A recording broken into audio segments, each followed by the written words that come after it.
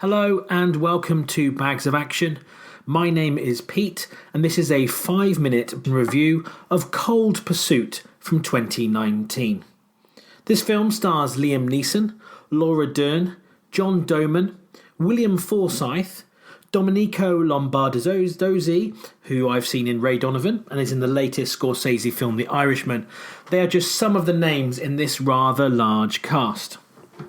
It was directed by Norwegian director Hans Petter Moland from a screenplay by Frank Baldwin, based on the movie Kraftidioten by Kim Zupskijksen. Now, essentially, the same director has remade his 2014 movie, which starred Stellan Skarsgård in the Liam Neeson role, and that film has since been re-released and renamed In Order of Disappearance. So, what's the premise? What is Cold Pursuit all about? A grieving snowplow driver seeks out revenge against the drug dealers who killed his son.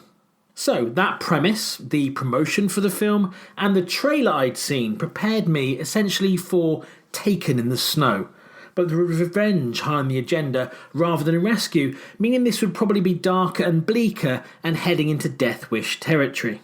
The first 20 minutes or so of the film, which incidentally was all my wife could stomach, was exactly that. There is zero character development for Neeson's main character, Nels Coxman. He's nervous about speaking in public and he's upset his son has been killed. That's about all we find out about him, more or less in the whole film. So once his son has been killed, Neeson is in full-on revenge mode, dishing out painful deaths and brutal beatings to those responsible, as he rather predictably works his way up the ladder from the ground up, like in a film like Payback or the original Point Blank. He's relentless, he's brutal, and that works really well. But the film feels a little empty, and I started to think this was just going to be a series of people being found and killed. Then the film completely changes. I don't think I've ever known a film shift so much so quickly. Suddenly we're in stylized absurdist territory, more akin to a film like Polar, with every new character we meet being even more heightened than the last. That does kind of work, but it really threw me off guard because it wasn't what I was expecting and it didn't fit with what came before. It was really confusing tonally, and at times it felt like Neeson was walking around in a very straight, serious thriller, while the rest of the cast were busy making an action comedy movie that no one had told him about. Laura Dern has a ridiculously small amount to do in this film, and some of the characters seem to exist for no real reason. Suddenly it's a film about two rival gangs, and Neeson has connections to the drug lord through his brother, which kind of goes against the "this is just an ordinary man driven by grief" idea that the film started with. The name Cold Pursuit is very straight up revenge thriller, and so is the casting of Liam Neeson. And I think those two decisions are part of what doesn't really work about this film, because they try to make it a Hollywood film, but with this Scandinavian kind of offbeat feel, and the two things don't quite meld.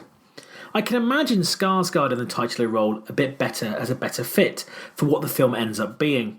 I've actually watched the trailer for the original film, and I think I'd like to see it. There's something about the fact it's a Scandinavian film, not a Hollywood one, that makes things seem to work better. There's a nod and a wink in Skarsgård's performance in just those few minutes that I think is sadly missing with Neeson. It's a shame. I love Liam Neeson in films like Darkman earlier in his career, but in the latter stages he's become this very specific kind of stoic character, and because of that and the baggage it comes with, it does make him kind of stand out as not quite working in this movie. I have some very conflicting feelings about this film overall.